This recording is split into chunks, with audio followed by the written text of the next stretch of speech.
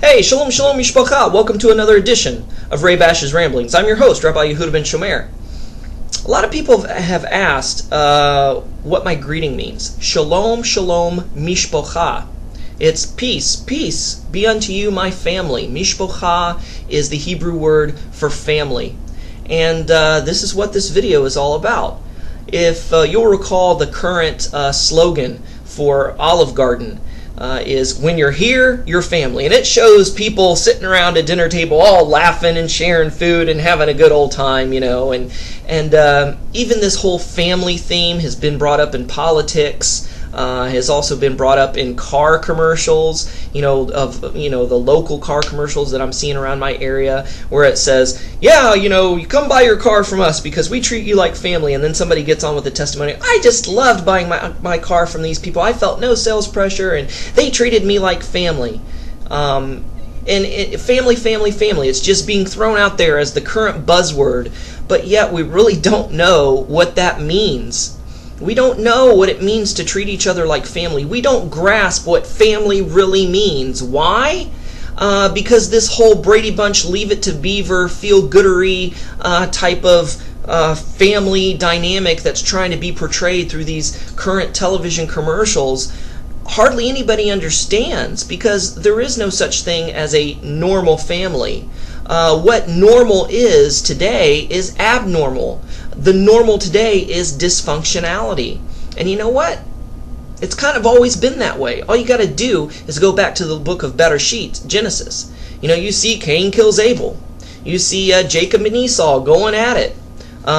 Esau wanting to kill Jacob because he took the birthright. You have Ishmael wanting to kill Isaac. You have Sarah jealous of Hagar and wanting Hagar to be pushed out. You have Jacob and Laban doing dirty by Jacob. All this cheating, all this lying, all this stealing, all this theft. You have the sons of David. One of the sons raped his sister, and then another brother got revenge on that one brother who raped the sister by killing him.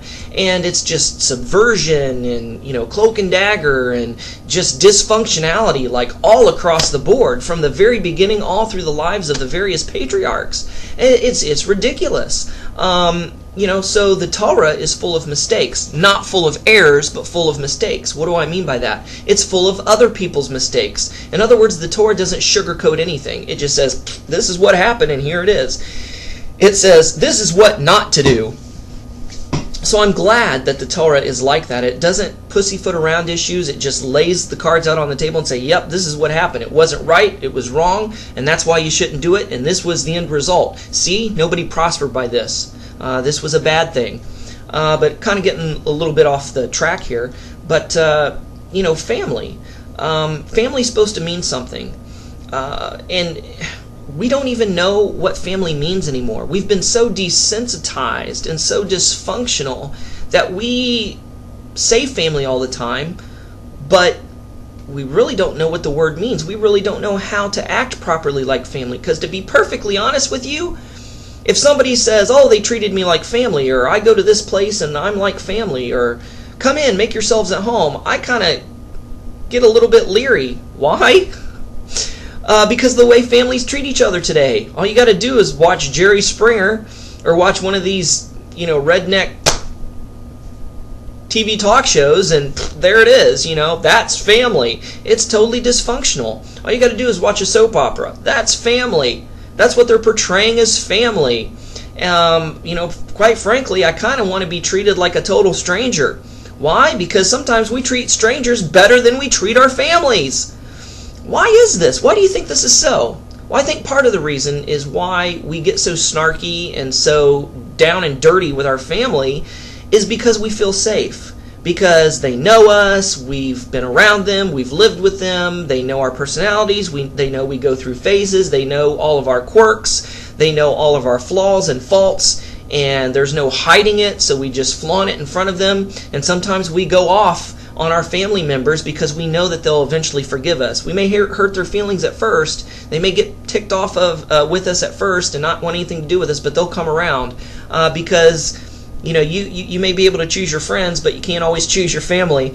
And family sticks together, and we come back around. In other words, we know each other's faults, and we accept each other despite our faults, and we love and forgive each other despite our faults.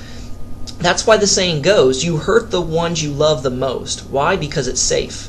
Because you feel like you can vent towards your family. You can't vent towards a perfect stranger. They'll get ticked off at you and deck you. Or they'll call you crazy and send the loony bin after you, and they'll put you in a nice white jacket in a white padded room. So sometimes we don't treat our family the way we should, and we treat strangers better.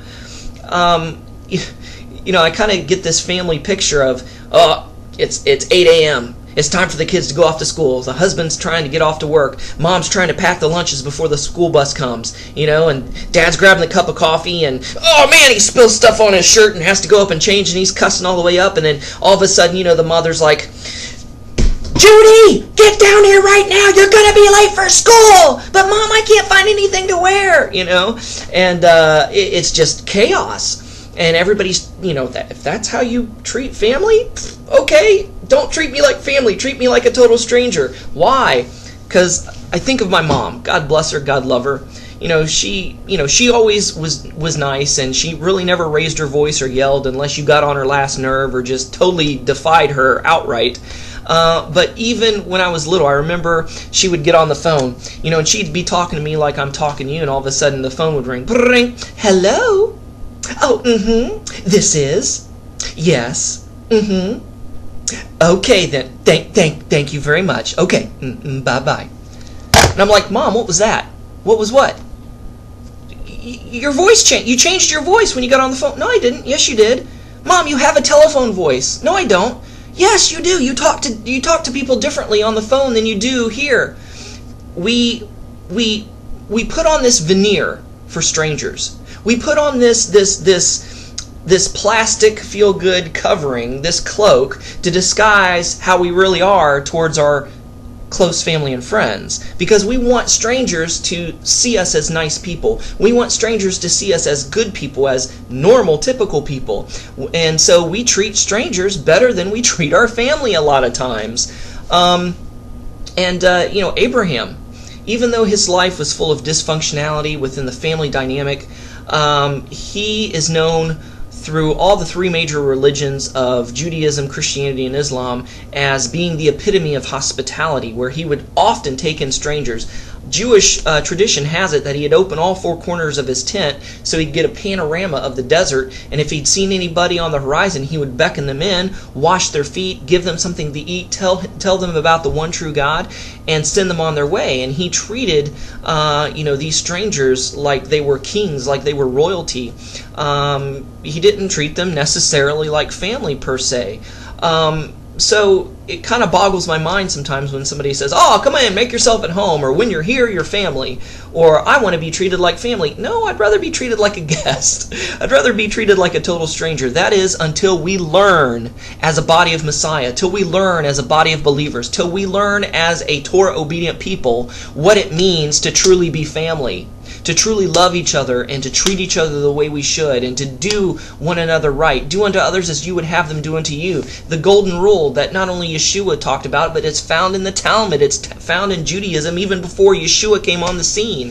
And Yeshua, he said one time he was speaking, and somebody came to him and said, hey, Master, your mother and your brothers, your family's out there, they want to have a word with you. And he's like, this is a perfect teachable moment. And he said to the crowd, he said, who is my family? He said, those that do the will of the Father. In other words, those who keep and obey the Torah. That's my family. That's my mother. That's my brother. That's my sister. And I've been in ministry for years. I'm definitely not a greenhorn. I'm not wet behind the ears. I've been around the block a few times ministry-wise, and I've seen how believers treat each other. I'm so glad I'm a part of the family of God. Round here we say brother and sister around here. And it's all this great, but you know what? Oh man, ministry can be cutthroat. I've seen horrible things done in the name of Messiah. I've seen horrible things done to brothers and sisters in Mashiach in the name of Torah. And you know what? If that's what family's about, I don't want to be treated like family. I want to be treated like a stranger. So basically, getting to, you know, cutting down to the bone, getting down to the brass tacks, where the rubber meets the road, you know, all the comedy aside, we, as a body of believers, a Torah-observant, obedient body of believers, Mashiach, first need to learn what it truly means to be family and treat each other according to the Torah properly like family. Because I've heard it say by non-believers and believers alike that we set the worst example. We're the only army that kills off our own wounded. You know, we're kind of like these feral animals that eat their young. We treat each other horribly.